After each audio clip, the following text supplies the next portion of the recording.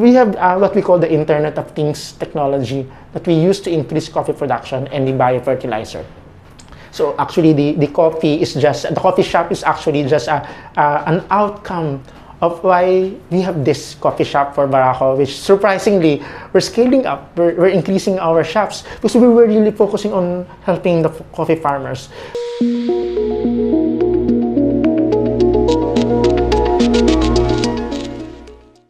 It's very challenging, from production to processing and up to distribution. So I'll begin with the coffee production challenge.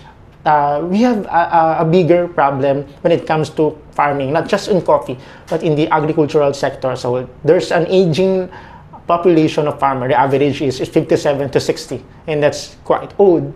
There are a few people, young people who engage in farming. That's one problem, the aging of farmers, not only the coffee farmers, but in general.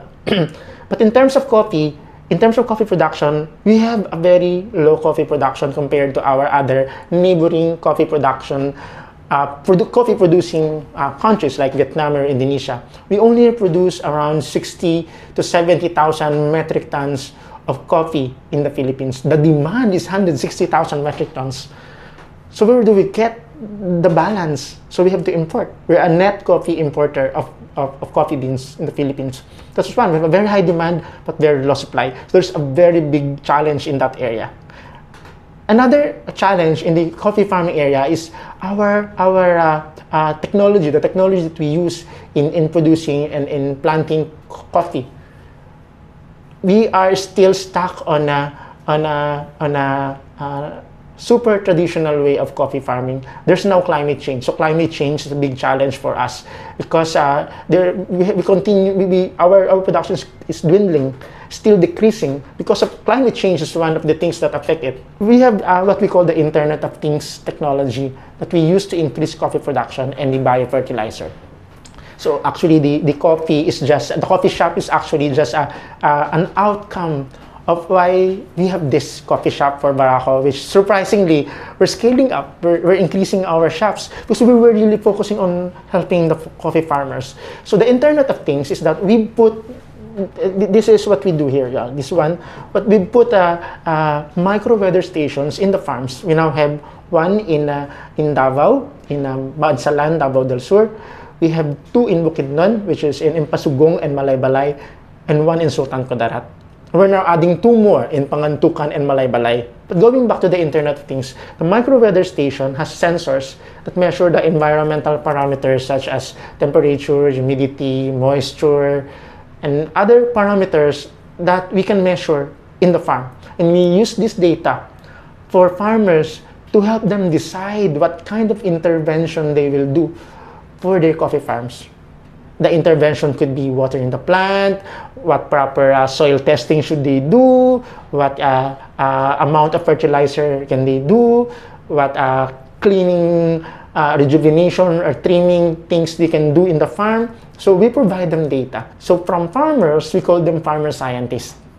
That's how we try to capacitate our farmers through the Internet of Things.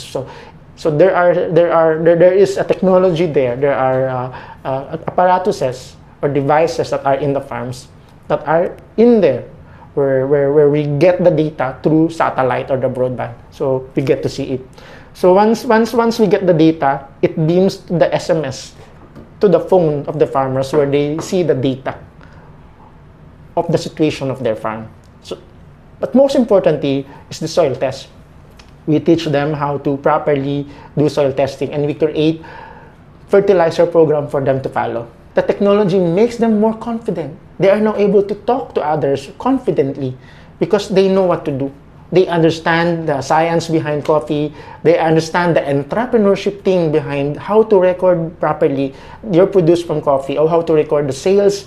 So they are able to monitor it. This is one example of how we're making impact just in one farmer. Coffee is a heritage. It's not just a drink. Because people say, oh, this is coffee. I drink it to caffeinate myself, to make me wake up. Barako sees it differently. We see coffee as more than a drink.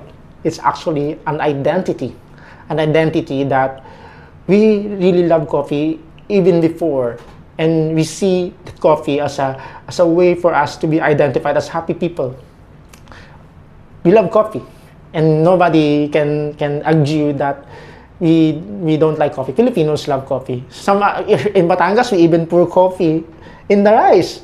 No? Sasabaw pa kami ng kape tuwing umaga. So we see coffee as a tool, as a language of love and happiness to the community. Whether you're helping the farmers increase their production, whether you want others to drink a happy coffee. So we see coffee as an identity, as a tool, as a language for happiness and for purpose in the community.